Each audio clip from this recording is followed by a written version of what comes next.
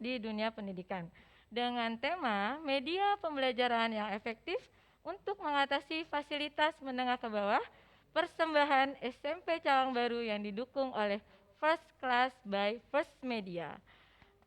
Oke, bersama saya Ibu Siva Fauzia dan di samping saya kita ditemani moderator yang cantik dan Masya suatu kebanggaan Allah, besar Masya bagi penghuni SMP Cawang Allah. Baru. Waduh, Wah, bisa kehadiran moderator kita nih. Kita perkenalkan Mbak Bella Fauzi. terima kasih. Salam kenal, saya Bella Fauzi. Saya kebetulan masih saudaraan dengan Ibu Siva Fauziah ya. Ya Karena Ibu mudah-mudahan Fauzia kalau saya bisa Fauzi. jadi Iya. mudah-mudahan rezeki kita sama ya Mbak. Amin, amin, amin. Pasti Ibu lebih bagus sana. Jadi saya hari ini akan mendampingi Ibu. Jadi kita Fauzi Sister ya Bu Iya, ya. iya, boleh, boleh, boleh. Kita akan memandu Host Fauzi host. Sister. Betul, webinar hari ini Oke. gitu. Nah, Baiklah. sebelumnya nih Bu Fauzia, Bu Siva aja ya. Oh, boleh. Fauzia dan Fauzi. Jadi si Fauzi ya. Iya, betul. Nah, Bu Siva, saya sebelumnya ingin menyapa terlebih dahulu ya Bu ya kepada boleh. semua yang sudah bergabung di webinar kita siang hari ini. Saya ingin menyapa terlebih dahulu kepada yang terhormat Bapak dan Ibu dari PT Linknet Tbk First Media. Yang terhormat Bapak AM Indrayansyah Eskom, Kepala Sekolah SMP Cawang Baru Jakarta. Yang terhormat Ibu Nabila Dian Nirmala MPSI, psikolog yang akan menjadi narasumber kita pada hari ini. Serta yang kami hormati Bapak dan Ibu guru serta para wali murid dari SMP Cawang Baru Jakarta yang telah hadir pada webinar kita siang hari ini. Ya. Untuk selanjutnya Bu, silakan. Baik, sebelum kita memulai acara pagi hari ini, marilah kita mendengarkan sekapur sirih dari Bapak AM Indrayansyah Eskom selaku perwakilan dari SMP Cawang Baru untuk dapat memberikan kata sambutannya. Waktu dan tempat kami persilahkan Bapak Indra. Silakan Bapak. Halo Pak Indra. Assalamualaikum. Halo, Waalaikumsalam warahmatullahi wabarakatuh. Bapak kelihatan kurus ya di sini.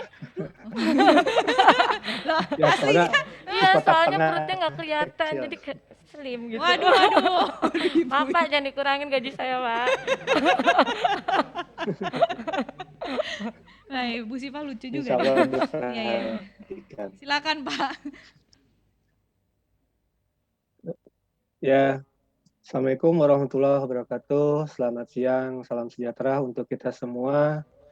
Pertama-tama marilah kita panjatkan puji serta syukur kehadirat Allah Subhanahu wa taala yang mana pada siang hari ini kita dipertemukan dalam pertemuan webinar dengan tema media pembelajaran yang efektif untuk mengatasi fasilitas menengah ke bawah. Disponsori oleh First Media dan nantinya juga akan dimateri oleh Ibu Nabila ya, Master Psikotis. Nah, insya Allah Bapak Ibu, orang tua, siswa, mudah-mudahan dari ilmu yang kita hari ini kita dapatkan bisa kita laksanakan, kita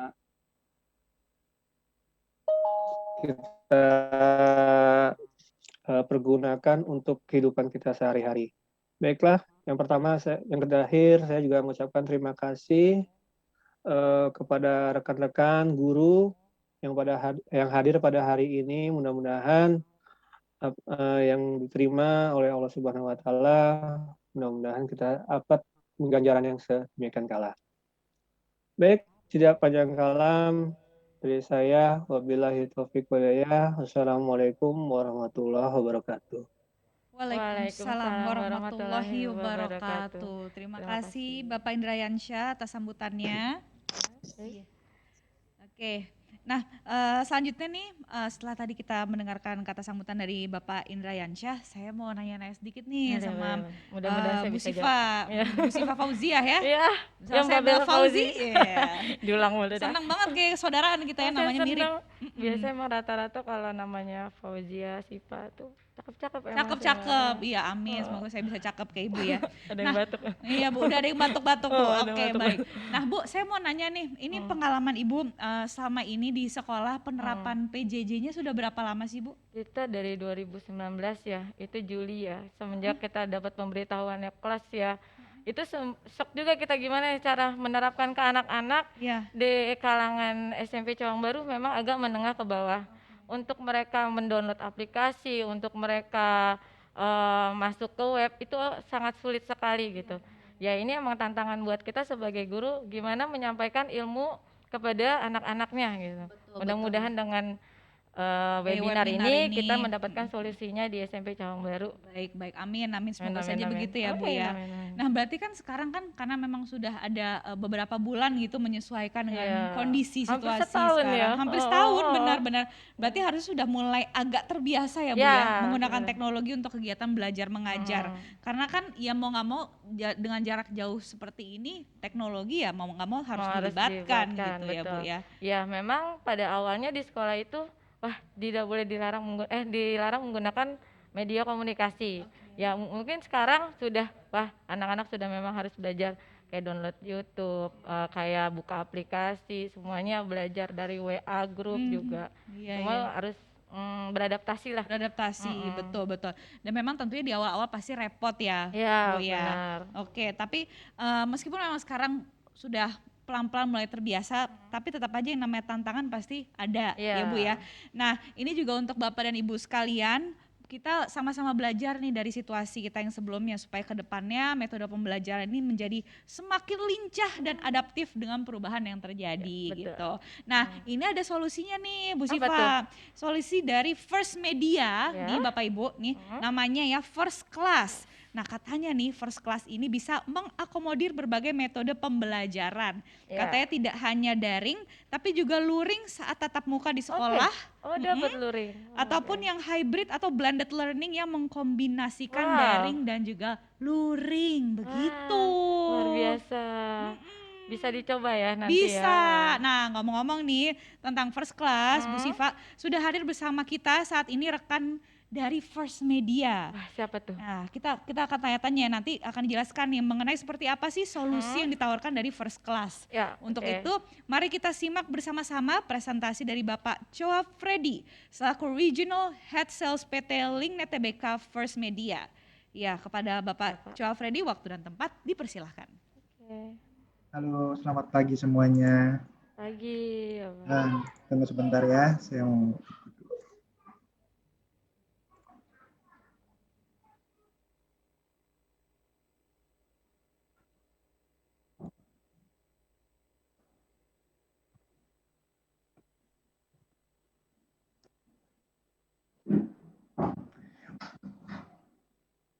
Oke, Lagi mempersiapkan.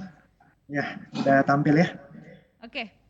Oke, selamat pagi semuanya. Selamat pagi kepada Kepala Sekolah SMP Cawang Baru, Bapak Indra Yansyah, dan Wakil Guru dari sekolah, Ibu Siva Fauzia.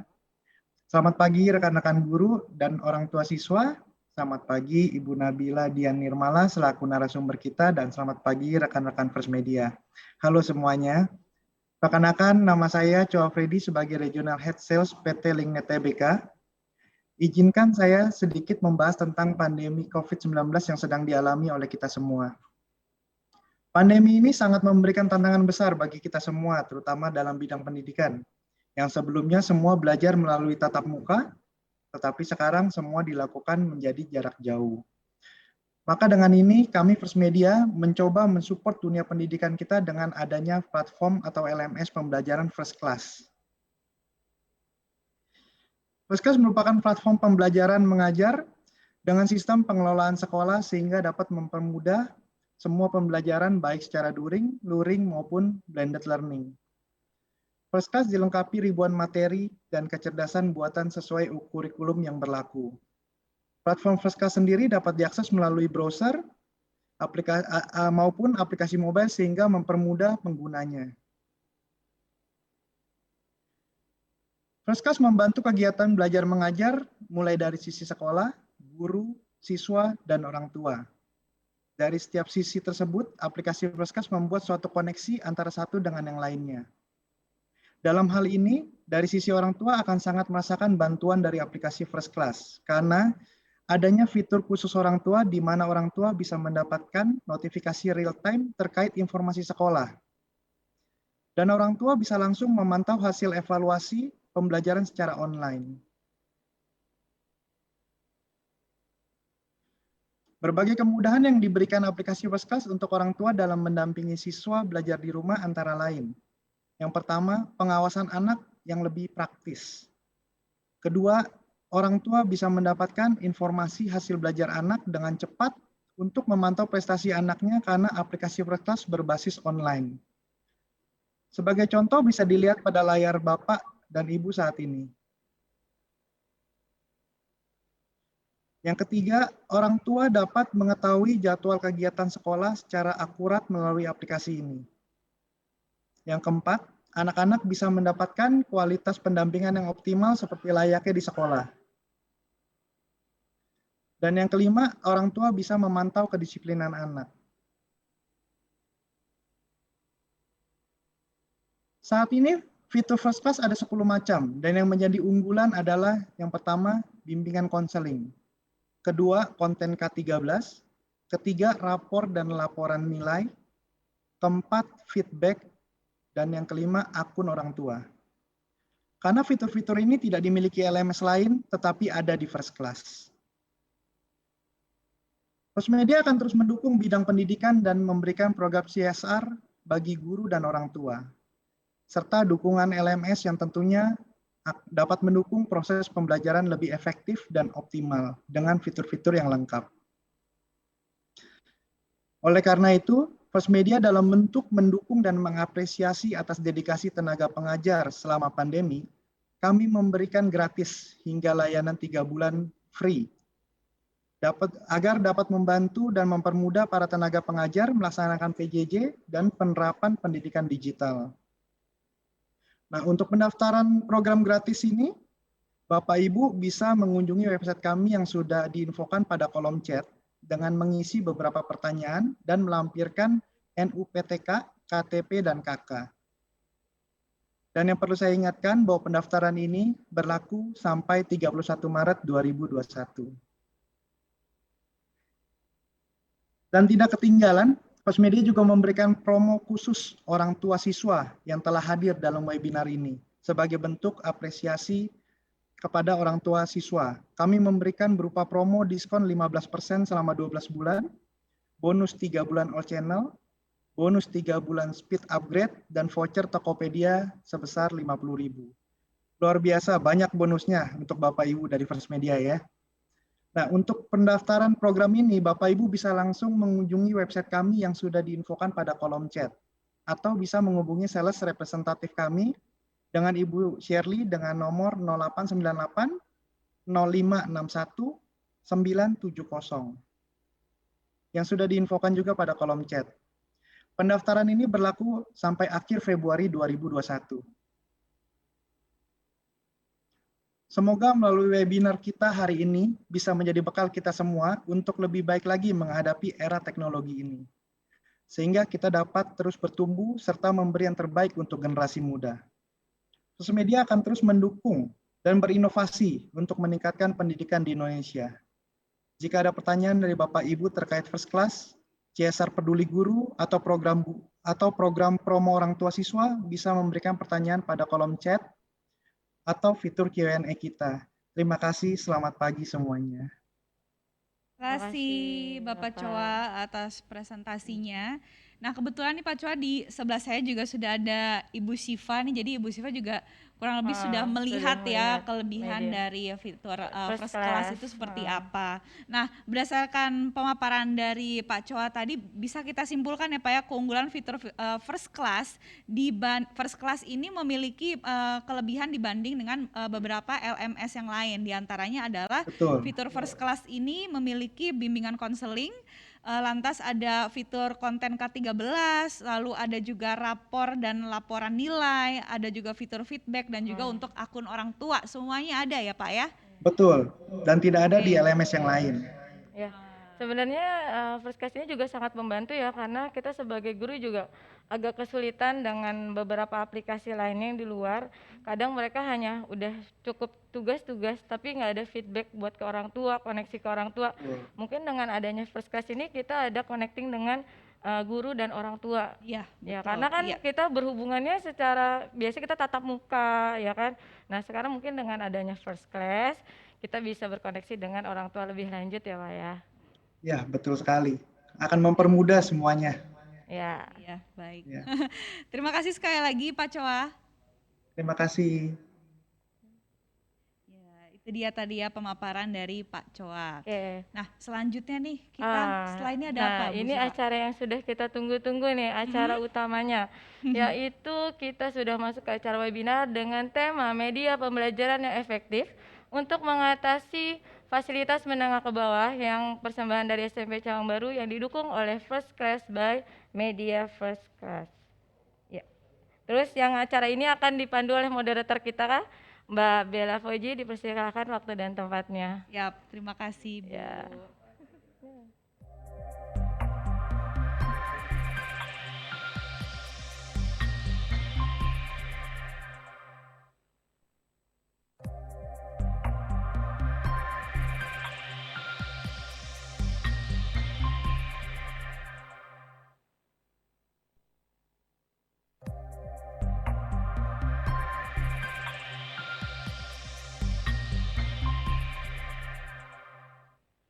Baik, Bapak dan Ibu, sebelum kita mulai sesi talk show ini, saya mohon izin untuk melepas masker saya terlebih dahulu supaya nanti ngobrolnya lebih enak gitu ya. Boleh ya, mohon izin Bapak Ibu. Nah, jadi memasuki acara utama kita hari ini, tema webinar kita adalah media pembelajaran yang efektif untuk mengatasi fasilitas menengah ke bawah. Dan untuk itu saya akan membahasnya bersama dengan narasumber kita hari ini. Sudah hadir bersama kita semua, bersama kami ini ada Mbak Dian. Halo, Assalamualaikum Halo Mbak semuanya. Dian, apa kabar Mbak Dian? Baik, Mbak Bella. Sehat ya Mbak ya? Sehat. Alhamdulillah. Ya, terima kasih sebelumnya sudah bersedia untuk hadir di webinar kita pada hari ini. Nah, jadi tema kita kali ini adalah mengenai media pembelajaran yang efektif untuk mengatasi fasilitas menengah ke bawah. Nah, ini sebelumnya mungkin kita bisa taruh insert Mentimeter yang berhubungan dengan tema kita, tema pembahasan kita hari ini, yaitu mengenai media pembelajaran yang efektif untuk mengatasi fasilitas menengah ke bawah. Nah, jadi nanti kita akan ada polling Bapak Ibu di mana bisa ikut berpartisipasi ya lewat link Mentimeter yang ada di layar laptop ya ini. Nah, ini jadi sudah ada tulisannya.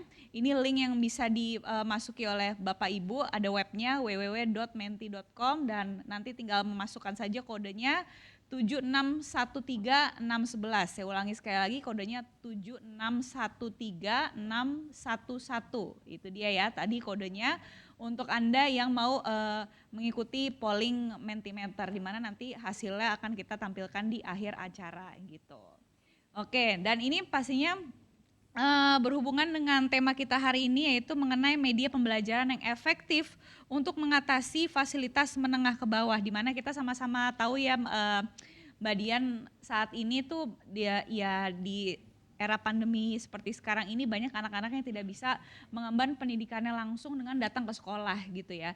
Jadi banyak yang kegiatan belajar mengajar dilakukan secara ya berjarak gitu ya, jarak jauh atau via online seperti saat ini gitu. Tapi yang menjadi masalah adalah ada beberapa mungkin teman-teman kita atau saudara-saudara kita yang kurang beruntung yang tidak memiliki fasilitas yang memadai gitu untuk teknologi-teknologi seperti itu, seperti misalnya teman-teman kita atau saudara-saudara kita yang tinggal di lingkungan-lingkungan terpencil gitu, sering terkendala dengan masalah sinyal, sehingga ketika mereka harus menjalani sekolah online tuh mungkin sampai ada yang harus manjat-manjat pohon supaya nyari sinyal gitu kan, supaya dia mungkin bisa mengikuti kegiatan belajarnya itu gitu. Dan malah ada yang lebih parah lagi, yang gak ada sinyal sama sekali, itu dia berarti dia tidak bisa mengakses fasilitas pendidikan secara online gitu. Mungkin itu menurut saya salah satu masalah ya, masalah yang memang harus dihadapi untuk mengatasi fasilitas yang minim bagi masyarakat yang mungkin masuk ke kategori menengah ke bawah gitu. Itu kalau misalnya dari pemahaman saya pribadi, tapi mungkin kalau dari Mbak Dian sendiri mungkin terkait dengan tema kita hari ini, silahkan jika ada yang ingin disampaikan terkait dengan materi tema kita hari ini. Baik, terima kasih Mbak Bella. Sebelumnya, apakah hasil surveinya tadi sudah terkumpul belum ya Mbak? Gitu, jadi paling tidak biar saya dapat Oke, gambaran sedikit. boleh. Kita coba tanya dulu ya dari panitia hasil surveinya apakah sudah ada dari Mentimeter, betul? Betul. Oke, coba kita cek dulu ya Mbak ya. Oke, nah ini dia saya bacakan pertanyaannya dari Mentimeter. Menurut Anda apa saja yang menjadi tantangan dalam memberikan pendidikan atau pengajaran yang efektif selama PJJ ini? Oke, jawabannya beragam. Saya baca semuanya ya. Di antaranya ada yang bilang katanya sinyal, tantangannya sinyal dan kurangnya minat orang tua untuk diajak bekerja sama. Oke. Ada juga yang bilang tantangannya internet dan komunikasi, terus jawab lagi internet dan cara pengajaran, terus ada yang bilang tidak mengerti teknologi, ada yang bilang kuota internet, ada yang bilang pembelajaran secara online itu tantangan tersendiri, komunikasi, internet dan pendampingan, terus ada yang bilang, ada yang jawab membuat fokus siswa atau siswi agar bisa mengikuti pembelajaran jarak jauh. Oh mungkin susah dibikin fokus kali ya anak-anaknya gitu. Nah, terus ada juga lagi-lagi menjawab koneksi internet, kuota, mood anak ya betul. Orang tua yang dua-duanya bekerja, biasanya memang itu kesulitan yang bagi orang tua yang sudah bekerja membagi waktu antara pekerjaannya dan juga mengawali atau mengawasi pendidikan anak-anaknya di sekolah gitu ya. Itu banyak sih terjadi di keluarga milenial. Jadi dia kalau lagi di rumah sembari kerja, sembari ngawasin anaknya bikin PR online gitu. Iya betul, Iya. jadi gurita tangannya. Iya betul ya, luar biasa loh. Boleh tepuk tangan loh untuk orang tua zaman sekarang loh. Prok. Karena tidak mudah ya Mbak Dian ya. Betul. Betul. Oke. Iya. Device yang kurang memadai, jaringan. Oh ada baru lagi tuh yang jawab. Jadi ternyata jawaban ini polling surveinya cukup beragam juga ya Mbak Dian. Betul. Tapi rata-rata kita bisa ambil garis garis tengah, maksudnya secara umum ya mereka banyak yang terkendala masalah jaringan koneksi juga gitu, dimana ini sangat ya masih bisa mungkin ya dikaitkan dengan tema kita hari ini, yaitu media pembelajaran yang efektif untuk mengatasi fasilitas menengah ke bawah, karena biasanya salah satu kendala seseorang itu tidak bisa mengakses kelas online adalah memang karena yaitu sinyalnya kurang bagus gitu, minim kuota, jaringan tidak bagus dan lain sebagainya. Itu adalah salah satu kendala yang memang kerap dihadapi. Iya, baik. Terima kasih Bapak Ibu yang sudah terlibat juga gitu ya secara aktif untuk mengisi Mentimeternya. Izinkan saya untuk membagikan materi saya sebentar ya. Silakan Bu Dian.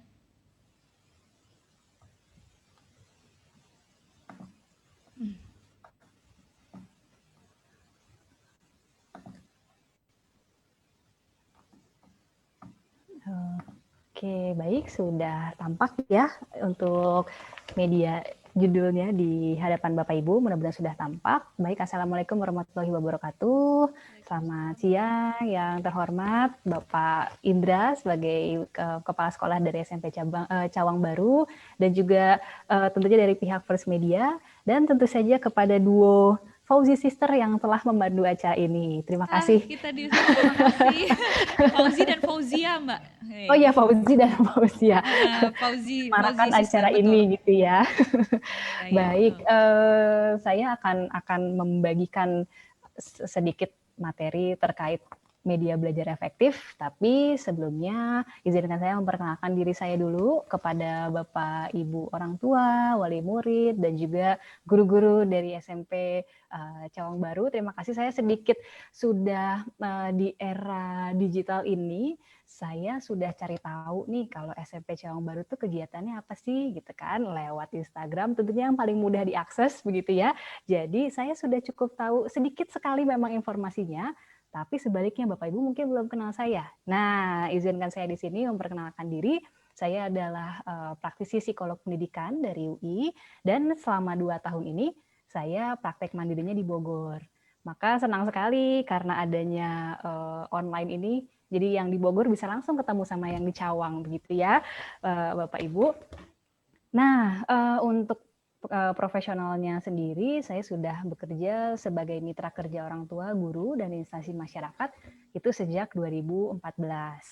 Maka di hari ini pun gitu ya, saya juga memposisikan diri sebagai rekanan untuk para orang tua, para guru, bahwa apa yang saya ketahui belum tentu sepenuhnya benar. Justru saya nanti akan meminta Bapak Ibu yang sering juga ada di lapangan langsung membagikan, kita sharing-sharing cerita-cerita berbagai permasalahan, kendala, solusi, dan mungkin aja akan ada muncul ide-ide kreatif gitu ya dari sesi kita di hari ini.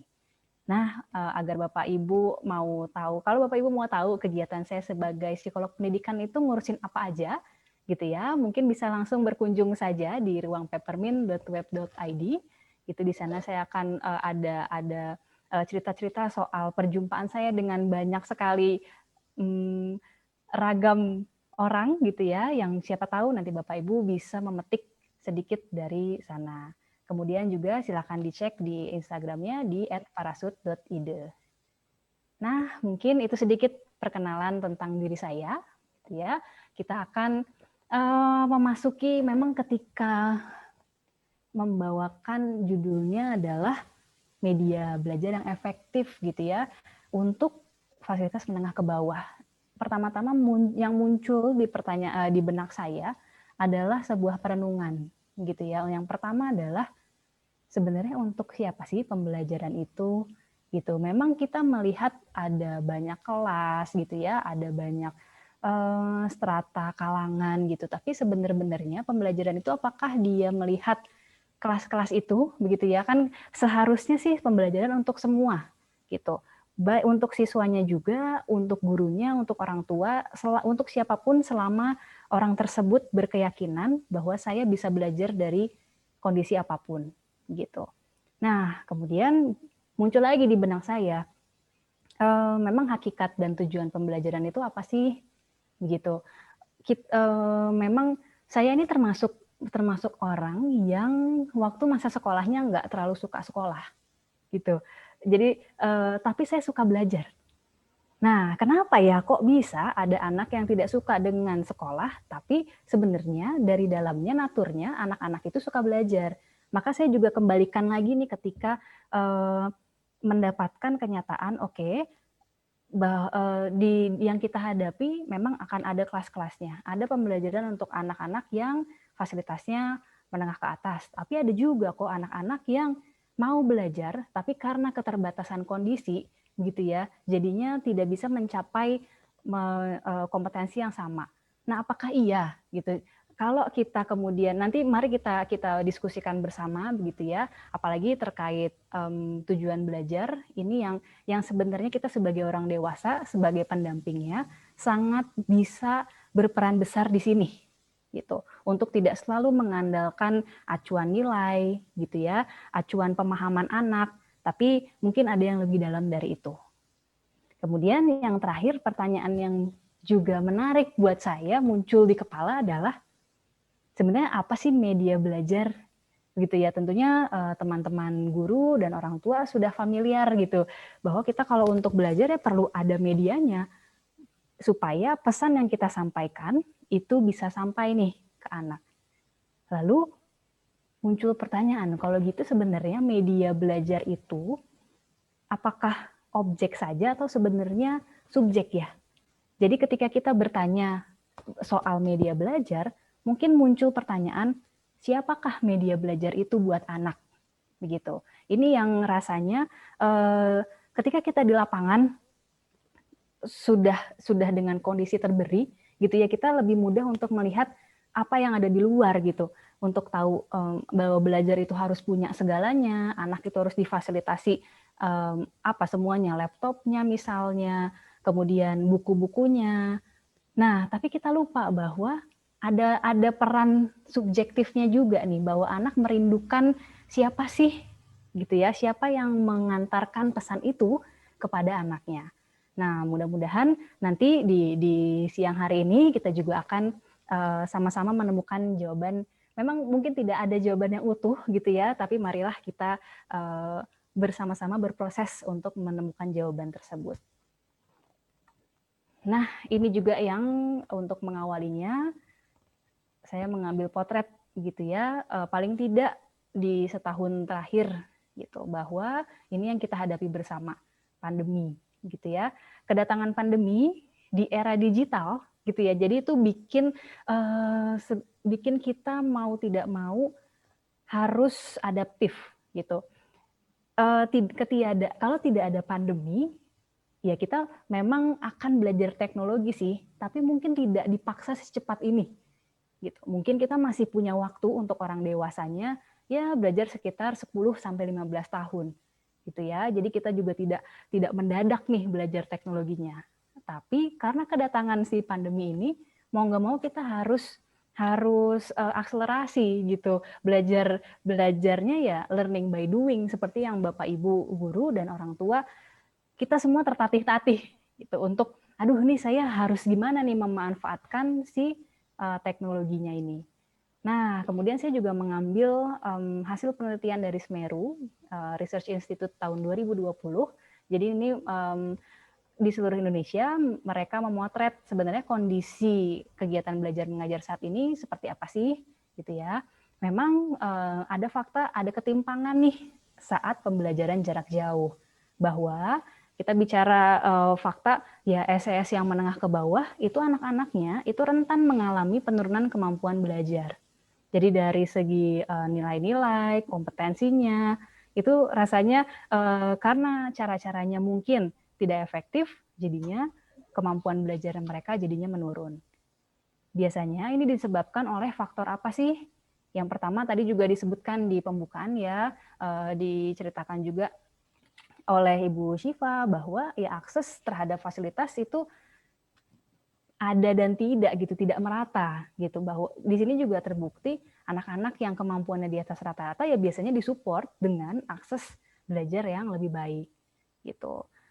Kemudian poin yang ketiga, ada juga yang dikeluhkan oleh guru juga gitu ya, bahwa ya ada orang tua yang kalau orang tua yang harus bertahan hidup gitu ya, tentunya jadinya akan menomorsekiankan proses belajar buat anak gitu. Jadi ini mungkin juga kondisi yang dihadapi di sekolah. Nah, bagaimana ya sebenarnya kita menghadapi ini? Tentunya tidak hanya menerima tapi berusaha gitu ya. Nah, untungnya gitu ya dari pihak pemerintah juga dari sektor swasta dan yang fokus pada pendidikan sebenarnya pada akhirnya memberikan himbauan bahwa ya oke, yang pertama adalah berikan pengalaman belajarnya yang bermakna gitu. Jadi artinya terlepas dari ketersediaan media gitu ya, terlepas juga dari kemampuan belajarnya anak dulu, yuk kita sama-sama berikan pengalaman belajarnya dulu nih yang buat anaknya jadi oh ini toh belajar gitu. Kemudian dan hal ini nanti kita akan bahas di bawah lewat cara-cara seperti apa ya yang bisa memantik pengalaman yang bermakna buat anak. Kemudian yang kedua, pemerintah menghimbau untuk memfokuskan pada kecakapan hidup. Artinya ya kemandiriannya. Nah, kemandirian di level SMP itu seperti apa? Tentunya tidak harus gitu ya, langsung kita mengharapkan ya nanti kamu harus bisa cari kerja gitu. Ya, nantinya kita menuju ke sana gitu. Tapi ketika kita membebani anak-anak itu dengan pikiran ya aku harus dapat uang gitu ya, malah jadinya keterampilan yang seharusnya muncul di usia SMP itu malah terabaikan. Nah, kira-kira nih kecakapan hidup yang jadinya sepantar anak SMP itu apa sih? Misalnya menyelesaikan masalah sederhana, peduli sama lingkungan di rumahnya, gitu. Dan bisa mencoba mengungkapkan kreasi-kreasi pikirannya dia aja dari yang dia serap misalnya dari internet. Nah, dia bisa olah itu nggak ya jadi sesuatu yang berbeda gitu.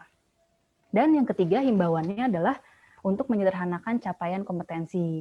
Nah, ini juga ya yang jadinya justru jadi kalau buat saya ini lumayan meringankan beban pikiran orang tua dan guru sebenarnya. Karena kalau misalnya mengacu masih capaian kompetensi yang sebelum pandemi, rasanya yang harus dikejar itu ada banyak sekali gitu. Nah, sementara untuk selama pembelajaran jarak jauh ini, yuk mari kita sederhanakan. Nah, menjadi apa? Nanti kita akan bahas juga gitu ya. Ini dia. Sebelumnya diperoleh juga data dari survei cepat Kemendikbud 2020. Nah, sebenarnya inilah kalau tadi memang internet adalah salah satu yang mendukung pembelajaran gitu ya. Tapi kita lihat juga ada faktor yang lain nih yang mempengaruhi efektivitas penyampaian pembelajaran. Yang pertama kita lihat dulu dari fungsi keluarga. Mungkin ini sama-sama kita alami ya Bapak Ibu, ya kita punya nggak hanya satu anak gitu ya, yang anaknya 2 aja rasanya aduh gimana nih membagi pikiran anaknya yang satu kelas 5, yang satu kelas 2, dua-duanya harus belajar. Gimana untuk teman-teman yang juga guru, tapi juga orang tua yang punya 3 anak misalnya. Wah itu akan jadi tantangan sendiri kalau kita berfokusnya pada pencapaian maksimumnya itu. Gitu. Nah kemudian ada juga faktor kesibukan orang tua. Ini memang yang tidak bisa kita lepaskan gitu ya, karena ya kita memang harus menghidupi perekonomian kita dulu gitu, sehingga tadi yang salah satu dari jawaban Mentimeter jadinya orang tua kurang bisa mendampingi anaknya. Nah untuk orang tua mungkin jadinya perlu mempertanyakan, mari kita merefleksi lagi ke dalam diri kita. Apa yang harus kita refleksikan? Ininya dulu, yang pertama di sini, kepedulian terhadap pendidikan. Seberapa penting sih pendidikan itu untuk anak-anak kita?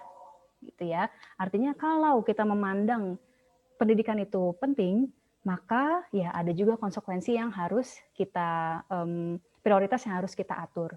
Betul bahwa kita harus kerja gitu ya, tapi berarti artinya ada waktu lebih yang perlu kita luangkan, paling tidak untuk mengevaluasi. Kalau mengevaluasi terlalu sulit, marilah kita membuka diri kita kepada guru-guru gitu ya, karena kita mempercayakan juga nih selama PJJ untuk ya tetap pendidikan ditangani guru gitu ya. Tapi artinya ketika guru bersedia gitu untuk berkomunikasi, marilah kita sama-sama menjawab gitu ya, karena ujung-ujungnya kan untuk anak-anak kita juga. Kemudian yang terakhir adalah ini, untuk secara perekonomian karena kesibukan kita akan berhadapan dengan kendala ya tadi, ada orang tua yang nggak punya perangkatnya gitu ya, ada yang perangkatnya ada tapi kuotanya nggak ada, atau juga ini ada perangkatnya, ada kuotanya tapi jaringan internetnya nih gitu yang nggak stabil. Terus juga media belajar di dalam internet itu apa ya, tadi yang Bapak Ibu juga sempat mengatakan nggak tahu gitu ya, perlu belajar lagi tentang memanfaatkan teknologinya. Nah sebenarnya untuk menjawab ini kita tidak sendiri kok gitu ya, makanya kemudian hadir juga dari salah satunya di sini ya, tadi First Media juga sudah menyampaikan gitu kepeduliannya terhadap pendidikan, diturunkan langsung juga kok gitu, besar harapan untuk bisa memberikan pembelajaran yang efektif. Nah sebenarnya kalau kita bicara soal pembelajaran yang efektif, efektifnya tuh yang apa ya gitu, efektif itu kan artinya pesan itu benar-benar ditangkap ya oleh si anak didiknya. Nah, kalau kita beracuan pada standar negara gitu, rasanya aduh kayaknya nggak kesampaian sih atau terlalu banyak sih. Nah, mari kita mulai untuk guru dan orang tua, kita samakan persepsi dulu untuk mengembangkan ini, gitu ya, pembelajaran yang kontekstual, gitu. Artinya ini menjawab kebutuhan anak untuk belajar yang bermakna gitu.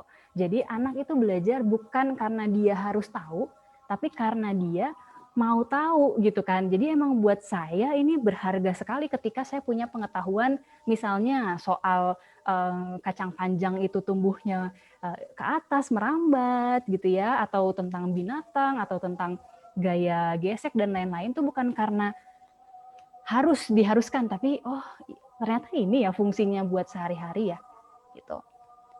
Praktisnya gimana sih gitu ya untuk bisa menerapkan pembelajaran yang kontekstual?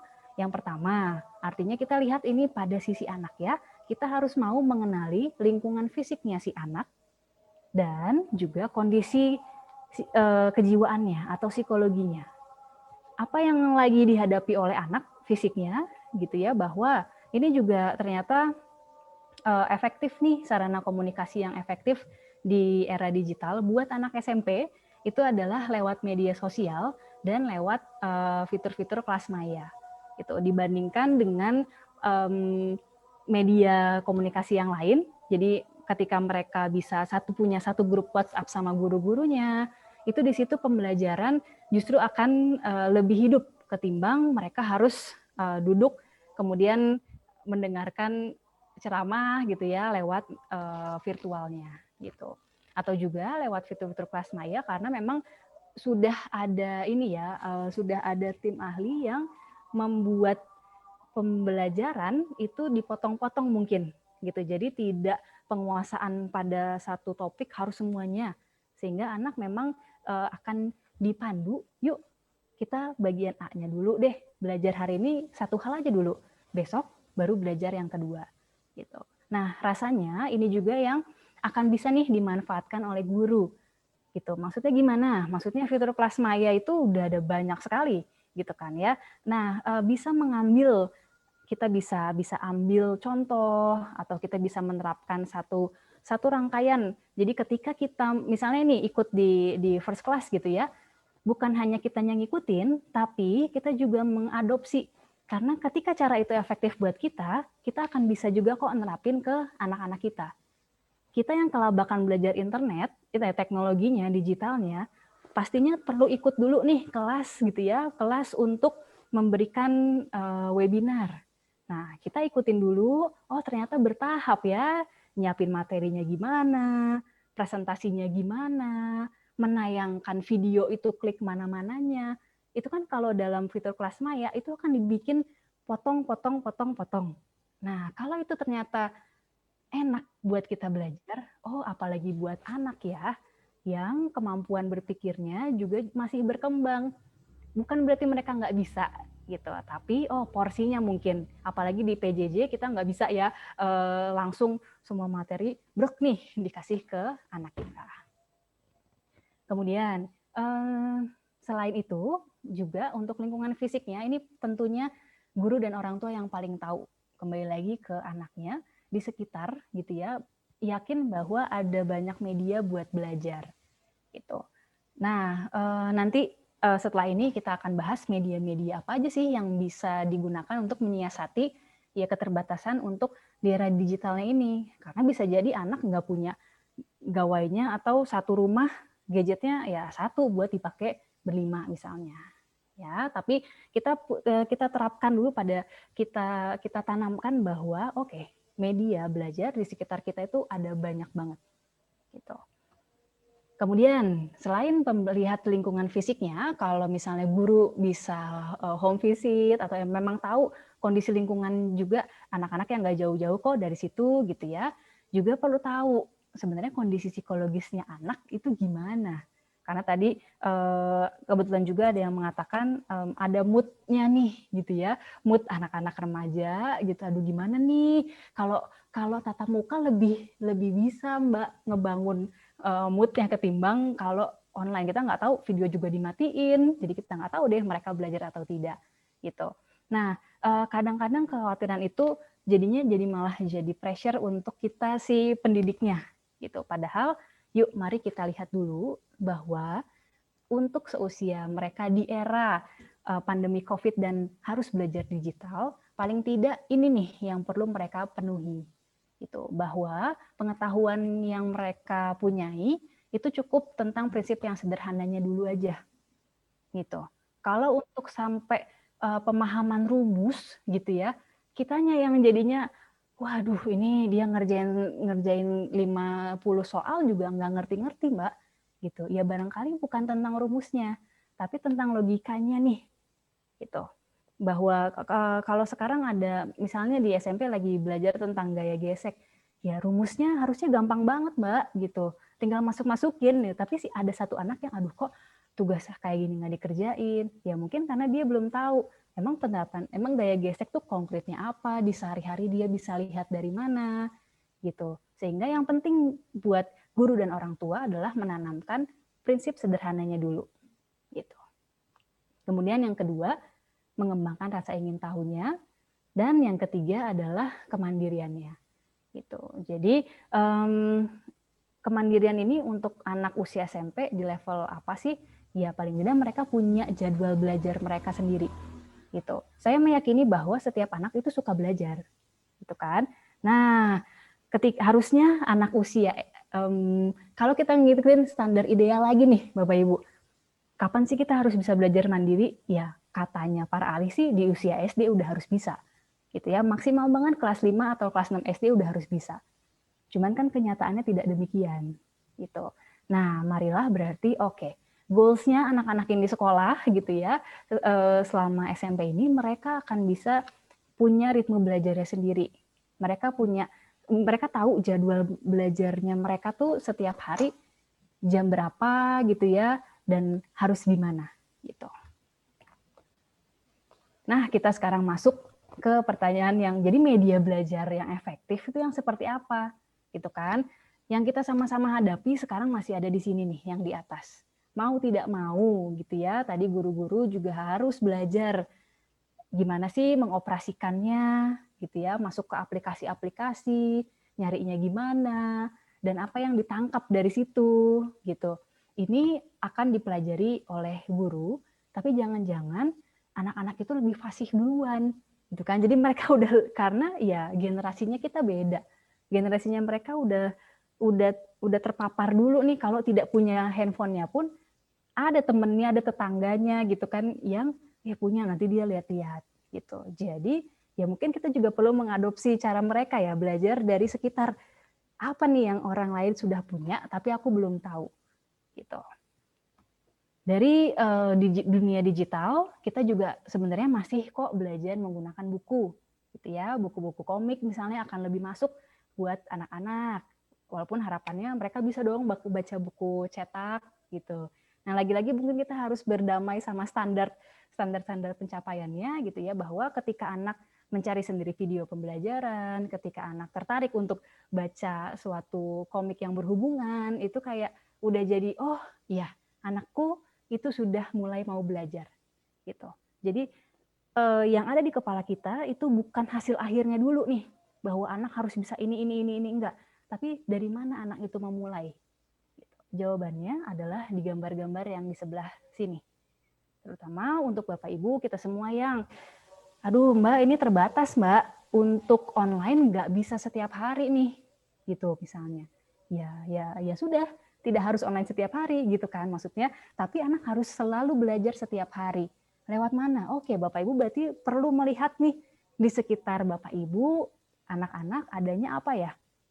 Oke, kita lihat misalnya Mbak, daerah saya tuh sebelahan sama tetangga sama warung gitu kan. Nah, bagaimana kemudian menimbulkan pada anak bahwa warung itu bukan hanya tempat belanja tapi juga tempat belajar gitu. Nah, dari guru-guru dan orang tua mulai bisa menerapkan bikin tujuannya apa, misalnya jadi tahu tentang kategori benda-benda gitu ya, atau mau belajar tentang emang untung ruginya kalau berdagang itu gimana gitu. Jadi itu silahkan dikreasikan oleh Bapak Ibu, tapi memang toh media belajarnya ada di sekitar situ. Atau kita lihat kalau sehari-harinya ya saya lebih banyaknya ini Mbak ngebengkel gitu. Ya anak saya nggak bisa sih setiap hari di rumah, dia nanti akan bosen lah, kita juga nggak punya handphone lah, ya nggak apa-apa gitu. Ajak ke tempat kerja gitu kan, terus kemudian belajar. Justru di sini kemampuan keterampilan soal segala fisika, segala IPA ada di sini. Gitu. Soal tekanan angin misalnya, gitu ya. Justru lebih konkret sih gitu untuk dengan tetap menggunakan protokol gitu ya, untuk tahu bahwa oh tekanan ban kalau anginnya itu misalnya di 20, oh itu pas ya. Jadi jangan sampai di bawah 20, nanti jadinya kempes. Kalau kempes jadinya bahaya. Nah, anak tuh perlu diajarin runutan berpikirnya. Bukan soal kalau gitu gas masukin rumus. Jadi tekanan udara yang pas tuh berapa, belum harus ke sana dulu Bapak Ibu. Gitu ya, tapi anak jadi ngerti, oh fungsinya gas buat hari-hari udara itu buat di sini ya. Oh, tekanan udara itu konkretnya buat roda motor ya. Gitu. Jadi ketika anak itu udah nemu, dia akan ngulik lagi tuh hal lain, bisa terkait dengan motornya atau ya mungkin justru keipaannya gitu. Atau di sekitar kuli bangunan gitu ya, ada yang lagi ngebangun-bangun. Wah, itu jadi media belajar banget sebenarnya. Dan ini bisa diterapkan juga oleh guru-guru dalam membuat penugasan gitu. Guru-guru yang paling tahu dari komunikasi dengan orang tua di sekitar ada apa, sehingga bentuk penugasannya adalah penugasan yang mereka juga bisa lihat di sekitar gitu. Tidak harus berinteraksi langsung, tapi ya mereka perlu eksplor langsung gitu. Jadi memang situasi pandemi ini menyulitkan untuk perkembangan mentalnya anak ya, karena ya anak itu akan sehat ketika ya ada interaksinya gitu. Nah, kita tetap bisa nyemplungin, tapi ya maksudnya jadinya dengan standar protokol kesehatan yang berlaku. Atau kalau ya udah deh, kamu jangan keluar, bapak ibu aja yang keluar gitu ya. Tapi di rumah adanya apa? Mbak nggak ada apa-apa sih, gitu kan? Maksudnya karena keterbatasan. Oh, tapi di setiap rumah pasti ada dapurnya misalnya. Nah, jadikan juga media-media yang ada di dapur itu jadi media belajarnya. Misalnya tentang tumbuhan, mana yang umbi-umbian, mana yang sayur, gitu ya. Jadi sebenarnya daun bawang itu sayur apa bukan? Tomat itu buah apa sayur? Gitu-gitu loh, hal-hal yang kayaknya lucu-lucuan gitu ya, tapi bisa dicari tahu lebih nih sama anak-anak gitu. Oke, untuk media secara objek kita udah bahas tadi ya, ada yang di digital, ada juga yang ini mah emang harus di luar jaringan nih Mbak. Tapi sebenarnya faktor penentu efektivitas itu bukan hanya dari objeknya, melainkan dari prosesnya gitu. Yang penting adalah si umpan baliknya, feedbacknya. Tadi juga Bu Syifa juga menyatakan, ya kita paham nih penting banget umpan balik, tapi kalau lagi PJJ gini, kita jadi kurang dapet nih gitu ya, feedbacknya apa yang kurang, anak itu udah ngertinya sampai mana, gitu kan. Jadi padahal dari guru itu udah pengen banget mengetahui, sebenarnya anak ini udah ngerti beneran apa belum ya, gitu. Nah, ini tadi juga sempat disebutkan oleh pihak First Media ya, bahwa umpan balik ini jadi fitur yang beda nih gitu, karena karena ini sepenting itu si umpan balik untuk baik si pengajar maupun untuk si peserta didiknya. Nah, kalaupun ada kesulitan untuk memberikan umpan balik dalam satu waktu, berarti artinya kita mungkin perlu perpanjang waktu belajarnya kali ya Bapak Ibu gitu. Mungkin jadinya nggak bisa nih setiap hari. Tentu ada keinginan dari kita, capaian belajar itu setiap hari harus terisi gitu. Iya sih gitu ya, secara hitam di atas putihnya iya gitu. Cuman marilah kita juga berikan ruang buat kita gitu untuk aku akan baru bisa memantau proses PJJ ini, dia ngerjain tugasnya atau tidak, itu mungkin sekitar 1 minggu atau 2 minggu gitu, atau 3 hari deh gitu. Jadi kitanya yang kemudian menyiasati. Nah, kira-kira untuk bisa tahu gitu ya, sejauh apa sih pembelajaran itu diserap oleh anak.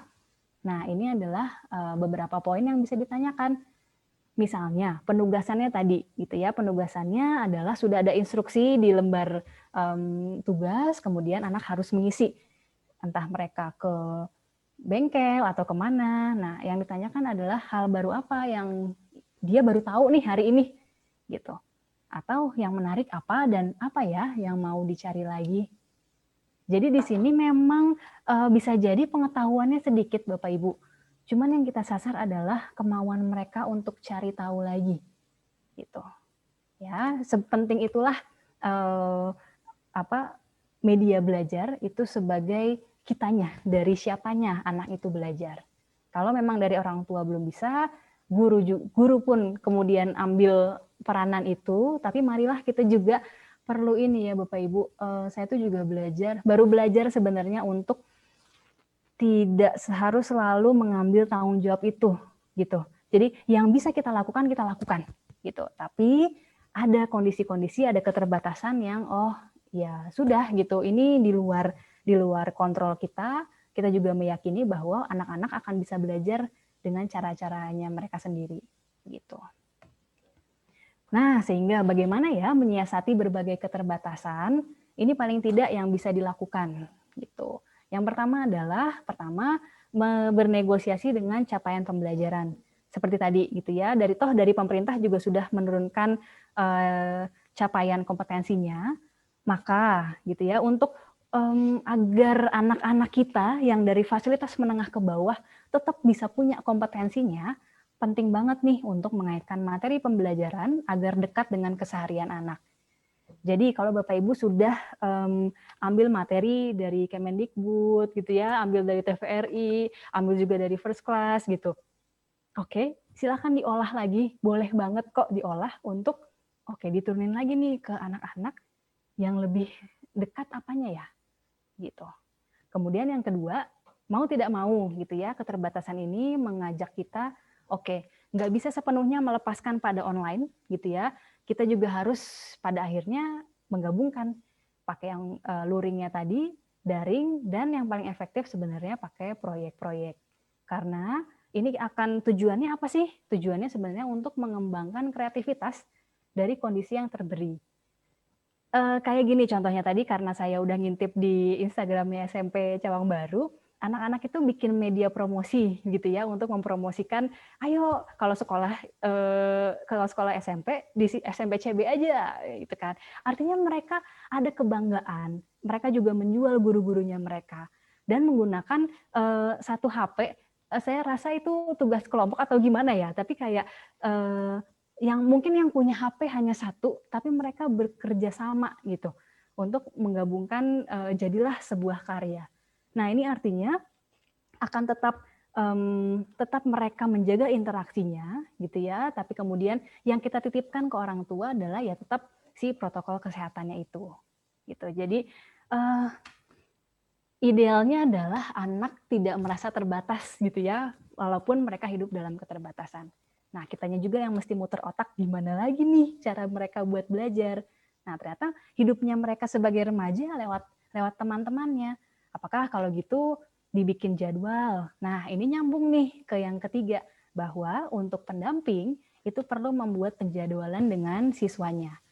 Kayak misalnya tadi, tugas berarti ya udah 3 hari sekali gitu ya, bahwa online tidak dari data yang Bapak Ibu miliki deh gitu ya, ada misalnya 10% anak-anak yang nggak bisa akses internet karena memang tidak punya gitu. Nah, ini apakah kemudian akan dikombinasikan ke sini atau dimasukkan dalam kelompok kerja gitu ya. Nah, di sini secara tidak langsung anak juga akan mengembangkan keterampilan sosialnya mereka gitu. Mereka akan tahu, oh iya ya ada teman yang lebih tidak berpunya, oh ternyata dari yang aku punya itu cukup, hal-hal yang seperti itu gitu. Intinya adalah untuk menjaga struktur, karena kayak tadi di awal ya, Ibu juga mengatakan bahwa anak-anak ini sebenarnya mau belajar gitu. Iya bener kok, bener, mereka itu selalu mau belajar, cuman untuk belajar mereka perlu struktur.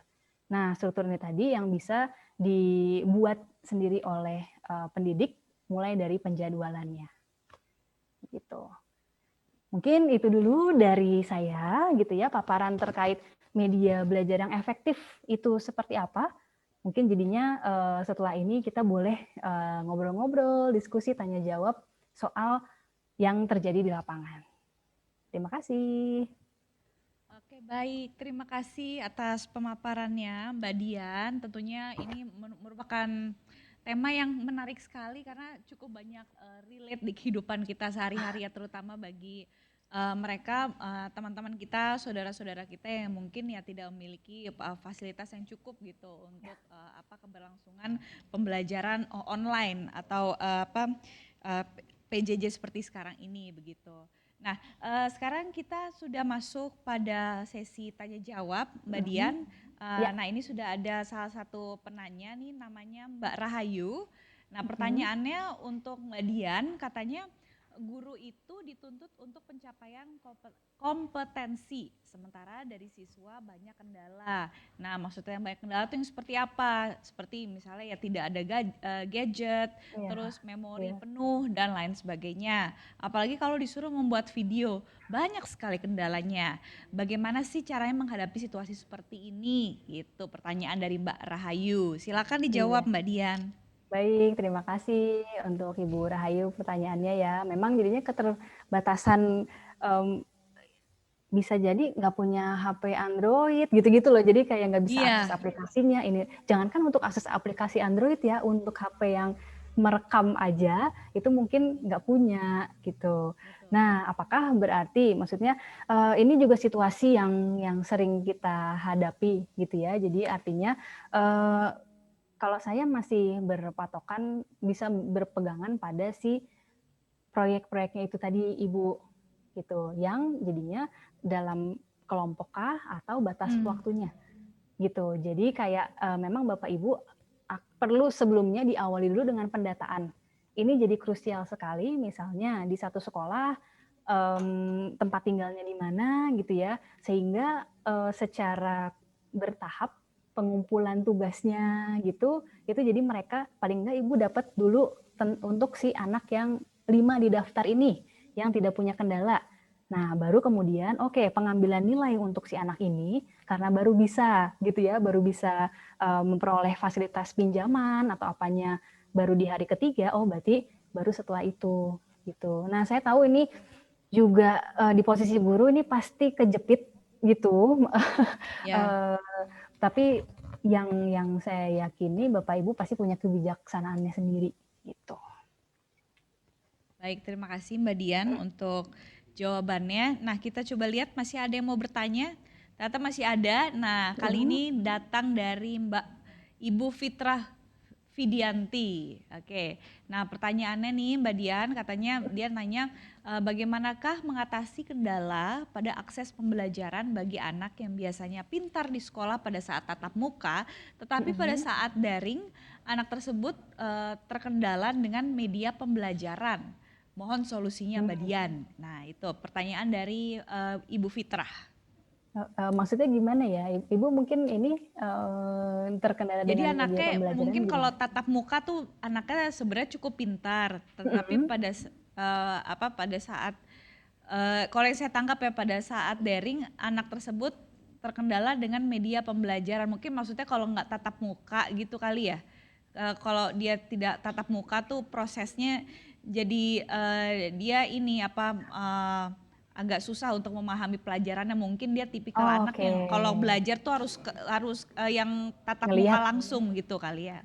Nah itu katanya solusinya seperti apa? Karena kan saat ini kita kegiatan belajar mengajar kan masih kebanyakan online ya Mbak ya. Betul, betul. Ya, Memang untuk pembiasaan dan tentunya ini guru-guru juga yang paling tahu karakter atau cara belajar yang efektif gitu ya buat anak-anaknya. Nah, biasanya anak-anak ini bisa nggak ya Ibu kalau misalnya emang dibuatkan sesi kelas sendiri gitu sebenarnya setelah karena bisa jadi pemahamannya dia nih yang jadinya belum nangkep gitu entah karena dari kendala di media belajarnya gitu ya.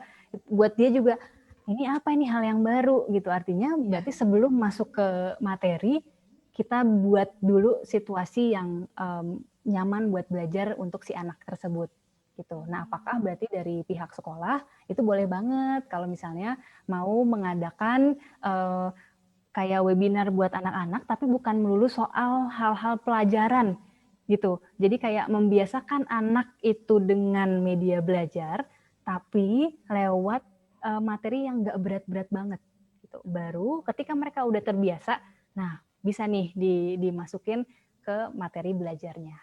Mungkin begitu. Oh gitu. Jadi si anaknya harus dibuat nyaman dulu ya sama sistem pembelajaran yang tidak langsung seperti sekarang nih dibikin nyaman dulu supaya mungkin mereka terbiasa kali ya Mbak Dian ya. Betul, Bisa beradaptasi dengan betul. baik gitu.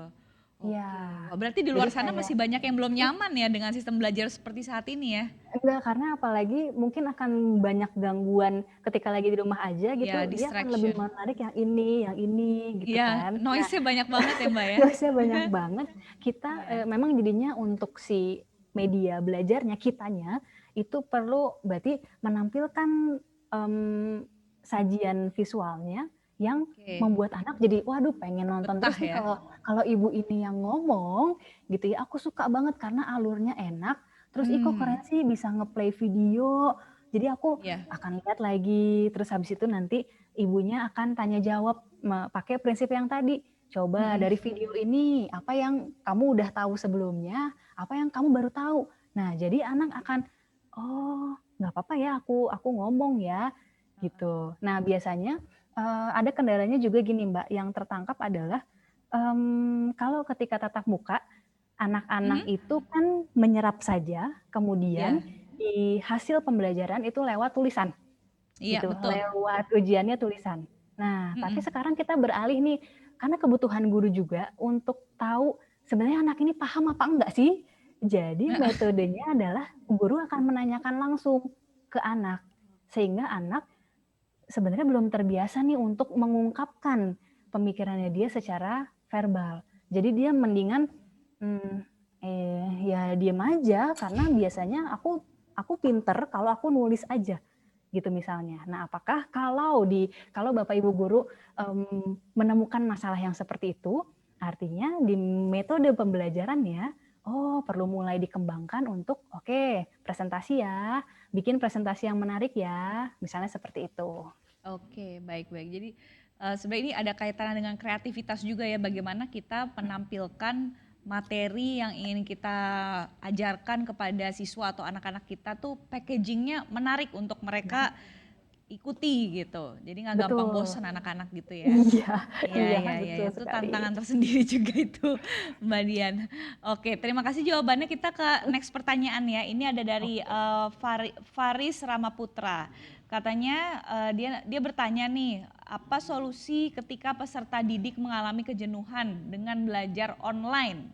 Wah, kalau ini nanya solusi untuk ya peserta didik ya. Peserta didik maksudnya mungkin siswanya ya. Kalau siswanya mengalami kejenuhan belajar online tuh solusinya apa? Nah, kira-kira ada solusinya nggak, Mbak Dian? Sebenarnya ini saya dapat informasi ini dari konsultan pendidikan dan teknologi gitu ya, namanya mereka kemudian dari hasil riset untuk anak-anak Indonesia seusia SD sampai SMP, sebenarnya waktu yang efektif untuk belajar online itu adalah 30 menit lalu jeda gitu. Jadi tentu ini mungkin akan jadi terasa, jadinya nggak belajar dong, karena kan belajar harus 2 jam gitu ya. Iya, kalau misalnya tatap muka 2 jam aja juga udah alhamdulillah tuh anak-anak bisa ngikutin. Nah, tapi betul. ternyata Karena untuk pembelajaran online maksimal 30 capek menit kan gitu. Iya. Iya, capek, sehingga benar. solusinya adalah ya mulai merancang pembelajaran yang 30 menit ini penyampaian materinya dulu. Kemudian ya anak ini dulu baru ada tahap berikutnya. Mungkin gitu Mbak. Oke, baik, terima kasih Mbak Dian. Kita ke pertanyaan selanjutnya. Oke. Nah, ini ada dari Nahwal. Saya nggak tahu Nahwal ini ibu atau bapak. Kita langsung aja ke pertanyaannya ya. Oke, nah ini pertanyaannya adalah pembelajaran atau pendampingan seperti apa yang menurut Ibu Dian yang bisa sangat efektif di saat PJJ ini, terutama untuk anak SMA. Nah, itu pertanyaannya dari Ibu ya, kayaknya Ibu Nahwal. Silakan dijawab, Mbak Dian. Baik, terima kasih Bu Nahwal. Ini untuk anak SMA ya, sebenarnya yang sebenarnya kalau kita mengacu ke acuan ideal, anak-anak itu udah bisa belajar sendiri. Itu artinya fungsi pendampingan itu beda sama anak SD dan SMP yang masih akan ada kerangkanya gitu ya. Hari ini ngapain, apa yang mau dilakukan besok. Nah, untuk anak SMA sebenarnya yang bisa dilakukan minta dia ceritakan kembali gitu. Jadi karena si anak nggak melulu diawasin gitu belajar apa hari ini gitu, cuman dia punya kebebasan dan punya hari ini ya aku mesti mengkaitkan gitu ya pelajaran. Misalnya hari ini ada bahasa Inggris, kemudian ada biologi gitu. Nah, coba tuh kita terapkan aja hasil belajar bahasa Inggrisnya atau menjelaskan biologi pakai bahasa Inggris. Jadi karena kita menuju ke nantinya kemandirian belajar anak. Jadi anak perlu punya panduan. Untuk anak SMA berarti perlu punya pemahaman sendiri nih soal apa yang dia serap hari itu. Gitu.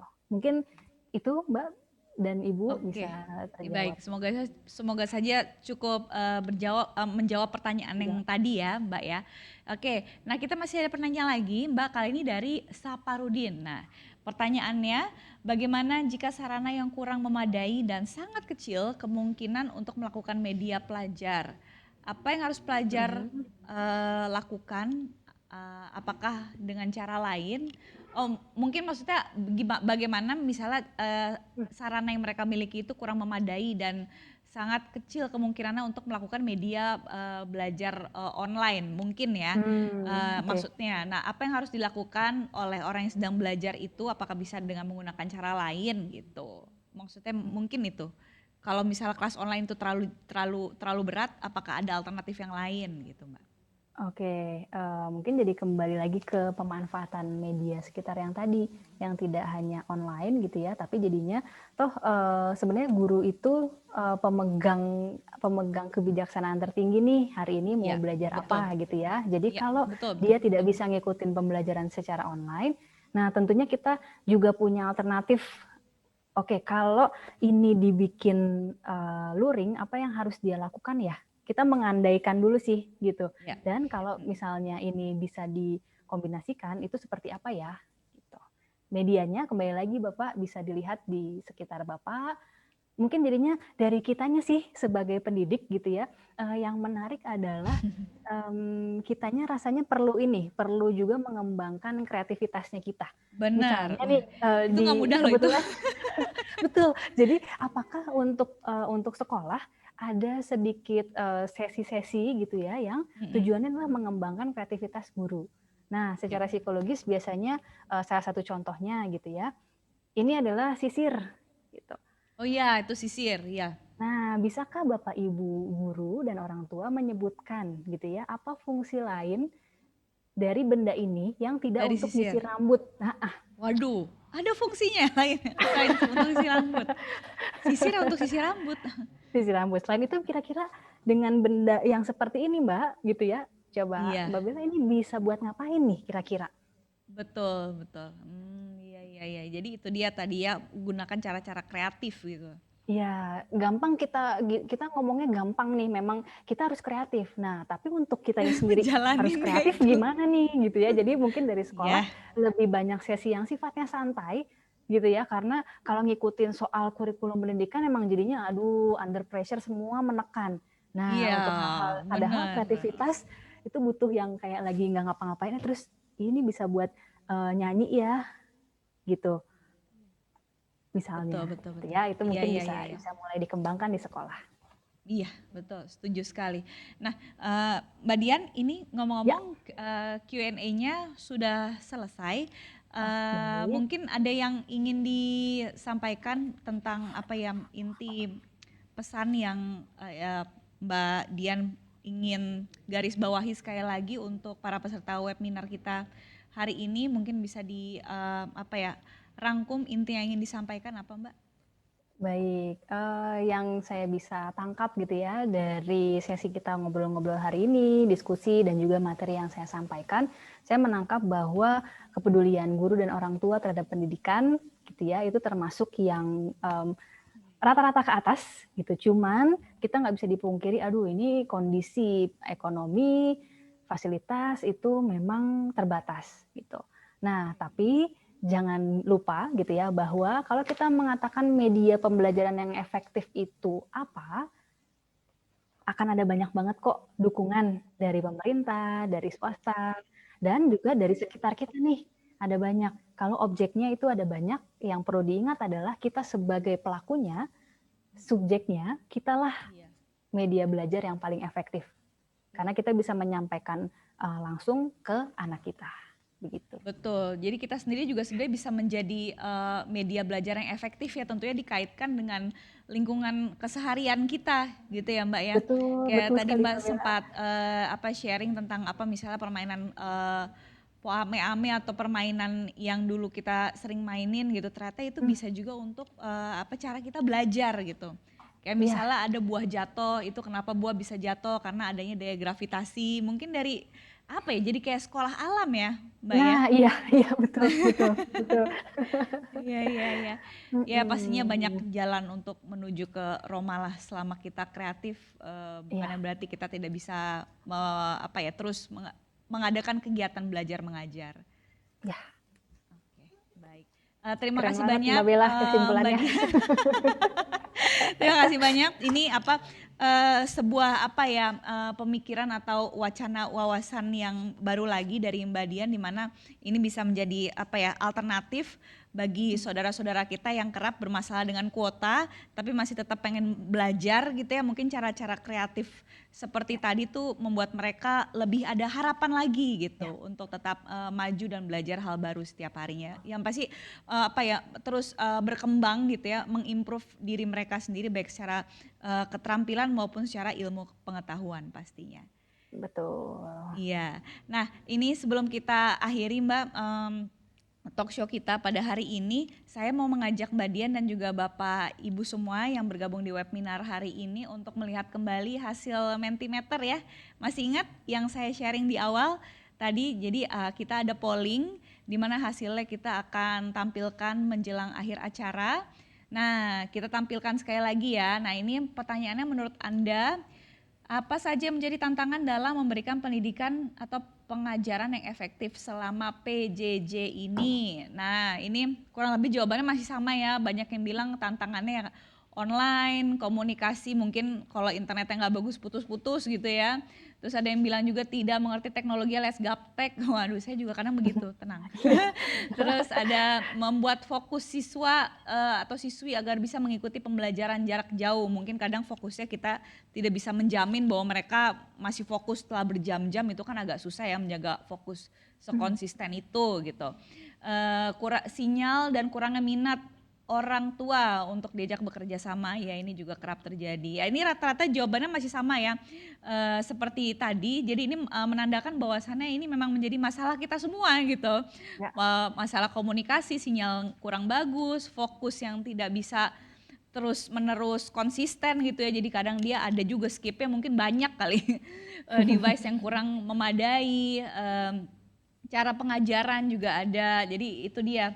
Ternyata hal-hal inilah yang menjadi tantangan kita ya dalam memberikan pendidikan atau pengajaran yang efektif selama PJJ ini gitu. Ya, semoga aja tadi bahan atau sharing dari Mbak Dian bisa banyak memberikan pencerahan bagi kita semua. Paling tidak kita terus berusaha dan tidak pernah menyerah, begitu ya Mbak ya? Iya, betul. Baik. Iya, sekali lagi terima kasih Mbak Dian atas sharingnya, sukses dan sehat selalu. Sama-sama, terima kasih banyak. Sama-sama Mbak. Oke, ya terima kasih, dan pastinya untuk selanjutnya saya akan berikan kembali kepada rekan kembaran saya, Fauzi Sister di sebelah sana, untuk melanjutkan acara selanjutnya, untuk mungkin ditutup talk show ini. Silakan Sister, Mbak Fauzia.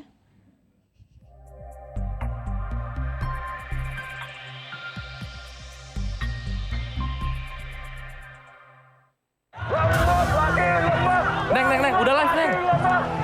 Pemirsa, situasi semakin kacau. Waktunya kita berubah.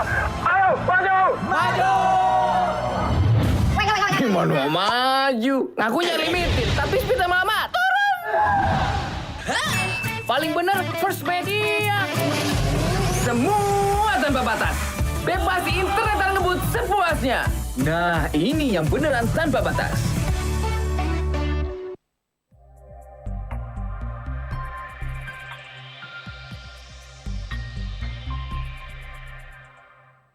Nah, jadi itu dia Sister Fauzia. Ya, kita nongol lagi nih. Tadi lagi saya. banyak banget ilmu-ilmu yang di sharing sama Mbak Dian tadinya banyak ya. Banget. Tentunya itu terkait dengan apa ya Pembelajaran jarak jauh. pembelajaran jarak jauh di mana kadang fasilitas internet mereka sering terganggu gitu. Iya. Ternyata banyak cara-cara alternatif yang juga bisa dilakukan supaya kita ini tetap bisa terus melangsungkan kegiatan belajar mengajar gitu, Iya, meskipun betul. mungkin ya tidak selalu secara online gitu. Tapi biar bagaimanapun memang lebih baik kalau pada saat masa-masa pandemi seperti sekarang ini ya PJJ itu memang didukung oleh fasilitas internet yang memadai. Begitupun juga dengan fitur dan aplikasi yang mumpuni. Itu dia. Nah, Fitur itu dan dia. aplikasi, benar banget. Betul. Tadi ada beberapa pertanyaan dari orang tua murid ya. Tadi ada beberapa guru yang memberikan media pembelajaran aplikasi, Iya. tapi anak tersebut tidak bisa. Nah, itu alhamdulillah dari sini kita mendapatkan solusinya. Nah itu dia, makanya solusi dari semua ini udah tidak lain dan tidak bukan adalah First Class. First Class by First Media, tidak ada yang lain. Iya. Itu udah paling baik lah First Class itu. Kenapa? Kenapa sister? Mbak Siva, maksudnya Siva Fauzia kan? Saya Sister, terbang. iya. Kenapa First Class merupakan solusi yang paling tepat? Karena semuanya itu ada di First apa Class aja ini. Di antaranya dia ada bimbingan konseling, Oh, iya, terus BK, betul. ada juga konten K13, terus ada K13, juga betul. rapor dan laporan nilai juga ada. Terus juga mereka ada. Terus selain itu mereka juga ada feedback. Jadi komunikasi antara orang Ya, tua, betul. Kadang feedback guru, itu siswa memang tuh. sangat perlu karena kalau anak setelah pembelajaran mendapatkan feedback, dia merasa applause gitu. Masa Iya. dapat suatu kebanggaan, oh nilainya bagus, lanjut belajar Nah lagi semangat. itu dia, makanya komunikasi feedback itu penting kan. Iya. Nah itu juga ada di First Class. Nah selain itu juga orang tua itu ada akunnya Bu, jadi ada Enak akun ya. orang tua. Jadi anak langsung melihat perkembangan anak ya, nilainya Betul. seperti apa. Oke. Jadi semua fitur-fitur di First Class itu lengkap, komplit, maka dari itu ini adalah solusi terbaik First Class. Gitu. Oke. Iya.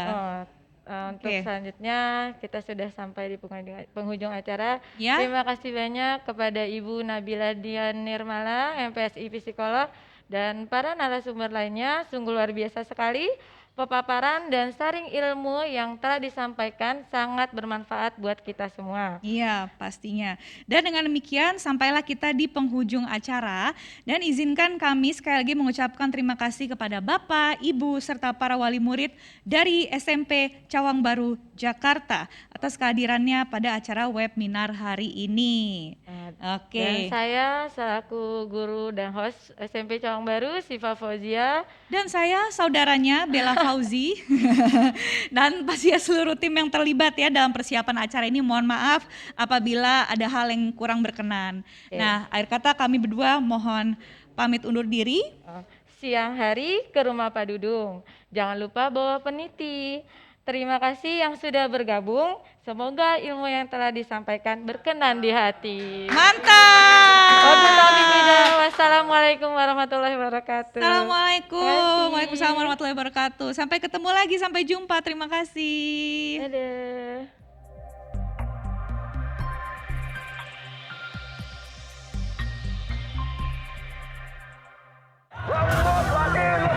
Neng, udah live, Neng. Pemirsa, situasi semakin kacau. Waktunya kita berubah. Ayo, maju. Gimana maju? Ngakunya limited, tapi speed lama-lama turun. Paling bener First Media. Semua tanpa batas. Bebas internet dan ngebut sepuasnya. Nah, ini yang beneran tanpa batas.